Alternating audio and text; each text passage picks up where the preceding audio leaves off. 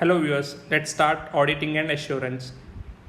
Let's understand the meaning and definition of audit.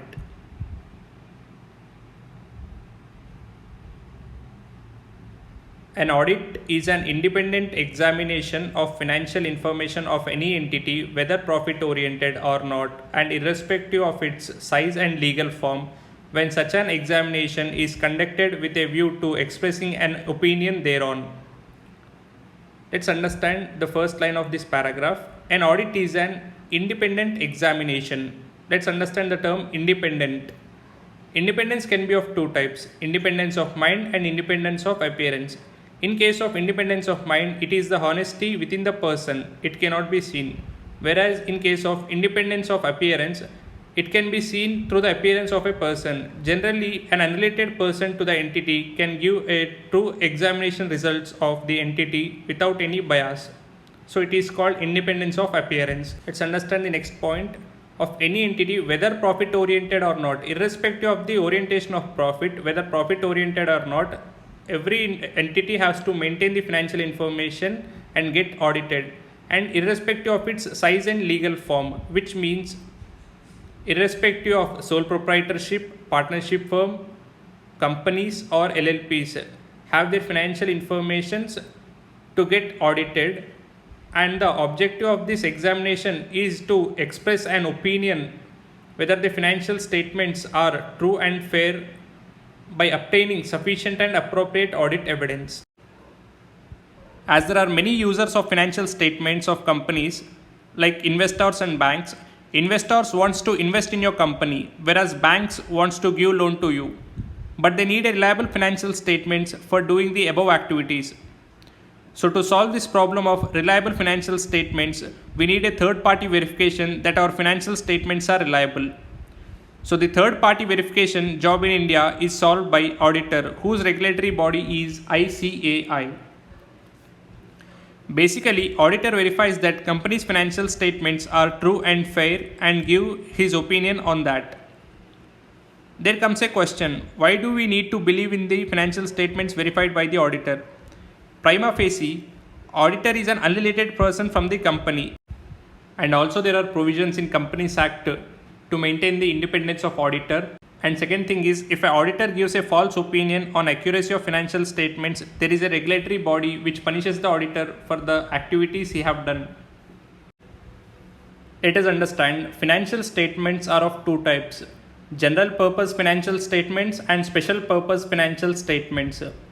In case of special purpose financial statements, they are prepared based on specific circumstances.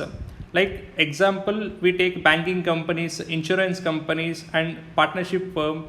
They all will not maintain financial statements as per a single framework, but they have their own frameworks. For example, if a company is liquidating, it has to prepare financial statements based on net realizable value rather than preparing financial statements based on going concern.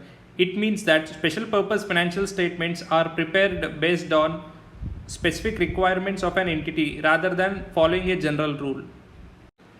In case of general purpose financial statements, they are prepared to meet the information needs common to the users. They are general financial statements presented to the shareholders at company's annual general meeting. In case of applicable financial reporting framework, it means management follows some principles for preparing the financial statements based on the nature of business the entity is. In case of a company, the company has to comply with accounting standards and the financial statements are prepared as per Schedule 3. The auditor has to verify that the company's financial statements are as per Schedule 3 and the company has complied with the accounting standards or not. After understanding the basic terms, let us understand the objectives of an audit. As per SA 200, overall objectives of the independent auditor in conducting an audit of financial statements, the overall objectives of the auditor are to obtain reasonable assurance about whether the financial statements as a whole are free from material misstatements, whether due to fraud or error, thereby enabling the auditor to express an opinion on whether the financial statements are prepared in all material respects in accordance with applicable financial reporting framework. As we have discussed applicable financial reporting framework, let's understand each and every term of the objectives of an audit. Now let's understand what are the misstatements. The misstatements are the differences or deviations from the amount, classification, presentation, disclosure as per reported financial statements item to the requirements as per the applicable financial reporting framework. A misstatement is said to be there when there is a difference between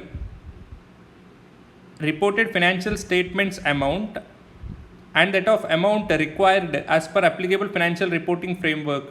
In the similar way, the auditor has to verify that the classification done as per the reported financial statements are in accordance with the classification done as per the required financial reporting framework.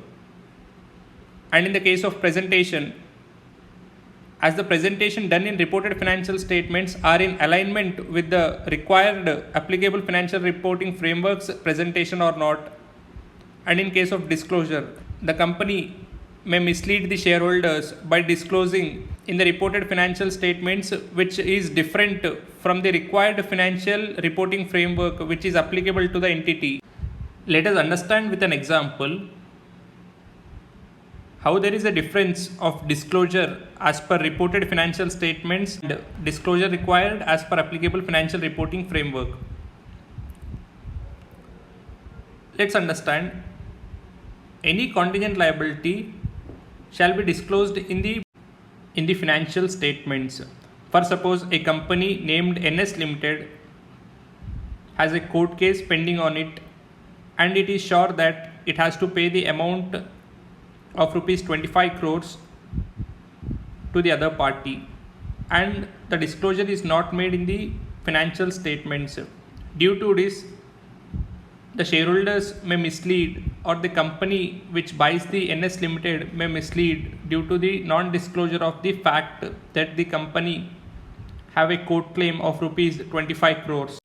The misstatements are of two types: intentional, unintentional. The intentional ones are called as frauds, the unintentional ones are called as errors. Identifying errors is simpler than identifying the frauds, as the person doing error does not have knowledge of that error, so it can be easily identifiable, but the person doing fraud will try to manipulate everything so to hide the fraud, so it is difficult for the auditor to find the fraud. Let us understand what is the purpose of an audit. Audit enhances the degree of confidence of users of financial statements, as the financial statements are verified for its validity and accuracy by the independent competent person. As we have seen with the example, if the investor wants to invest in a company, he wants to know about the reliable financial information. The reliable financial information is obtained only when the financial statements are verified for its valid and accuracy by an independent competent person. We have understood the meaning of term independence in the starting of this session. Now let us come to the competency. Competency is capability of a person to verify the validity and accuracy of the financial statements. In India, we have chartered accountants governed by ICAI to audit the financial information and give a report based on that. The auditor shall ensure the amount, classification and presentation disclosures are in accordance with the applicable financial reporting framework. And the important factor is the financial statements must be in conformity with the entries in the books of accounts, as we can only see the end result, which are financial statements, but the basis for preparation of financial statements are journal entries. To check the accuracy of journal entries, they must be supported with a sufficient and appropriate audit evidence. As we know, shareholders are the primary users of financial statements. To know about the utilization of funds are as per the commitment made by the management. So the auditor is appointed by the management, but as the auditor is an independent competent person, his opinion is reliable and will help users of financial statements in making effective decisions, as the audit opinion is based on the historical financial information given by the management. First, suppose let's understand. A software company named NS Limited has provided the historical financial information for the year ended 2021 to the auditor. The auditor will give an opinion whether the financial information provided by the company is in accordance with the applicable financial reporting framework or not. The auditor will provide an opinion whether the financial information are reliable or not. But this does not guarantee the future viability of the entity or efficiency and effectiveness of the management. As the auditor is an independent examiner of entity's financial information, he does not know the insider role or the management's decisions whether the future effectiveness is secured or not. He is just an examiner of the financial information that is provided by the entity, and he can give an opinion based on the information provided whether they are reliable or not, whether they are in compliance with the applicable financial reporting framework or not. Let us understand the objectives of an audit. As per SA 200, overall objectives of an independent auditor in conducting an audit of financial statements, the overall objectives of an auditor are to obtain a reasonable assurance about whether the financial statements as whole are free from material misstatements, whether due to fraud or error, thereby enabling the auditor to express an opinion on whether the financial statements are prepared in all material respects in accordance with the applicable financial reporting framework, and to report on the financial statements and communicate as required by the standards on auditing in accordance with the auditor's findings. That means primarily the auditor has to obtain a reasonable assurance whether financial statements are free from material misstatement due to fraud or error, and after that he must check out that the financial statements are in accordance with the applicable financial reporting framework. After satisfying with the both conditions, he must give a report as per essays and according to the findings made by the auditor.